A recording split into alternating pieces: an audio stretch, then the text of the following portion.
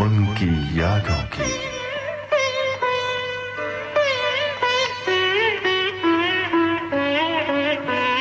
उजाले उनकी यादों की।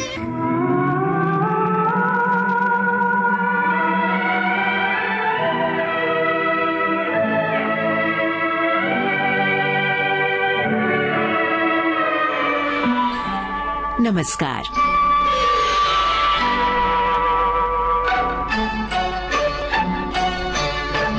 उजाले उनकी यादों के।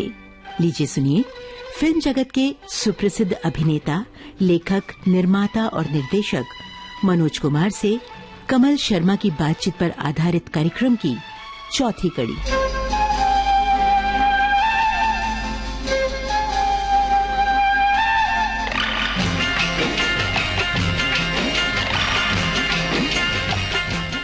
मनोज जी, विविध भारती के इस कार्यक्रम में आपका बहुत बहुत स्वागत है।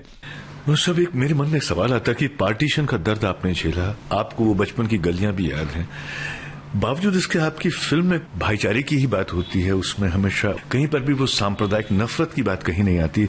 लाहौर में मेरे पिताजी अमन कमेटी, जिसको पीस कमेटी बोलते हैं, हिंदू मुस्लिम राइट्स को रोकने के लिए, उसके प्रेसिडेंट थे और दिल्ली में रिफ्यूजी कैंप के। 1947 में जिस दिन हमारे पहले प्रधानमंत्री पंडित जवाहरलाल नेहरू ने लाल किले पर झंडा लहराया था, मैं अपने पिताजी के साथ था। मेरी उम्र 10 साल की थी। भीड़ बिखर गई, लोग चले गए, तो धीरे धीरे मुझे मेरे पिताजी जामा मस्जिद की तरफ ले गए। कहने लगे, बेटे यहाँ माथा टेक ले। मैं मस्जिद पहचानता था। मैंने कहा, जी ये तो मुसलमानों। नहीं बेटे, मुसलमान हिंदू जो हैं ये सियासत के बनाए हुए हैं, पॉलिटिक्स के विक्टिम है। जहाँ पूजन स्थान है वो पूजन स्थान होता है। उसके बाद में मेरे में कभी भेजाऊं, कभी नहीं कहा, लेकिन समझा जाते थे। एक बार चलते चलते किंग्स कैंप से ले गया मैं, वो माल रोड में बस पकड़नी पड़ती 1.5-2 मील पैदल चल के।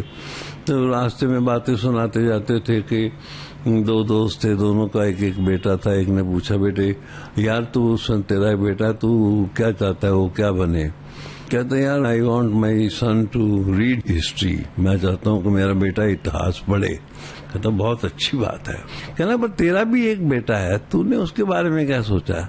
यार कहता मैं I want my son to make history. मैं चाहता हूँ कि वो इतिहास बनाए।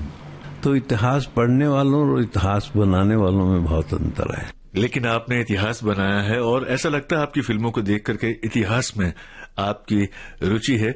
हालांकि आपने रोमांटिक भूमिकाएं भी निभाई, लेकिन ऐसा लगता है कि देशभक्तिपूर्ण विषयों में आपकी ज्यादा रुचि है और इस तरह की फिल्में आपने बनाई भी हैं जिनके लिए आप जाने जाते हैं। देशभक्ति की फिल्में सबसे ज्यादा रोमांटिक है। मुझे अपनी जमीन से, अपनी धरती माँ से, अपने देश से, अपने देश के लोगों से प्यार है। उससे बड़ी लव स्टोरी कोई नहीं है। मैंने हर प्रकार का रोल किया। मैंने बहुत कम फिल्मों में किए। मेरे साथी धर्मेंद्र जी और शशि कपूर साहब, मैं उनको सलाम करता हूं कि उनमें इतना स्टेमिना है कि 300-350 पिक्चरें की। मैंने 55-56 साल में कोई 40 के करीब की हैं।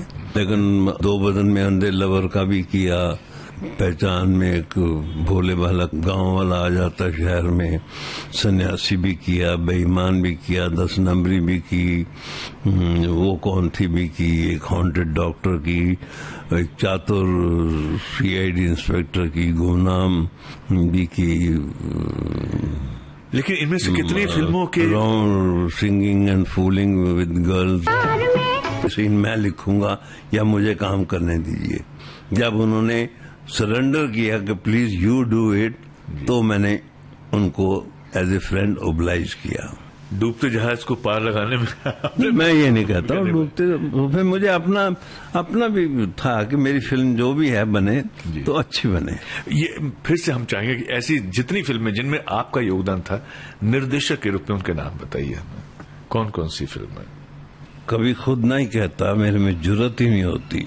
महान इंसान राज कपूर साहब ने पेपर वालों को बोल दिया कि जोकर का पहले। मैंने दूसरी फिल्मों में भी झाड़ू से लेके सब तक जो डिपार्टमेंट था मैंने काम किया।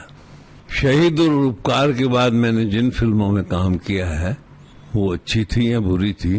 कारदार स्टूडियो में पहुंचा, राजेंद्र कुमार साहब कानून फिल्म की शूटिंग कर रहे थे कि उनको भी पहले 1000 रुपया पहली फिल्म में मिला था। मैंने जाकर बोला भाई साहब राजेंद्र कुमार साहब ने हमारी बहुत मदद की, तो उनका ये 1000 रुपया है। हाँ बोले, पंडित बोलते थे मुझे। हाँ मुबारक को बड़ा प्यार व्यार किया। 15 मिनट के बाद पता लगा कि मिठाई बट रही है। राजेंद्र साहब ने पता नहीं अपने प्रोडक्शन वाले को या सेक्रेटरी को कैसे कब कान में बोल दिया कि उन्होंने मुझे 1000 रुपये मिलने पे मिठाई बांट दी। मन की गगरिया में तू शशि कपूर और धर्मेंद्र तीनों जहाँ भी लगता था कि काम मिलने की संभावना है, हम तीनों इकट्ठे जाते थे और ये दुआ करते थे कि किसी एक को काम मिल जाए। ये कुछ नहीं था मन में कि इनको मिल गया तो नहीं।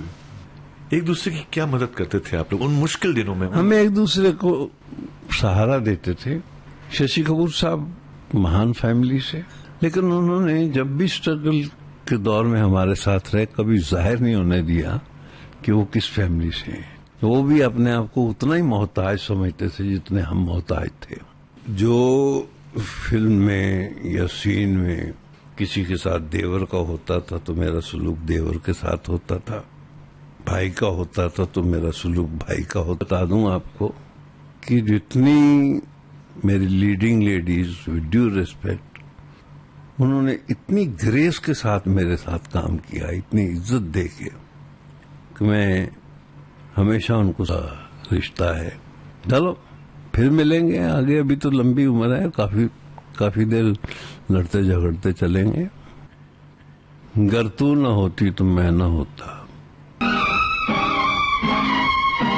आप सुन रहे थे फिल्म जगत के सुप्रसिद्ध अभिनेता, लेखक, निर्माता और निर्देशक मनोज कुमार से कमल शर्मा की बातचीत पर आधारित कार्यक्रम की चौथी और अंतिम कड़ी।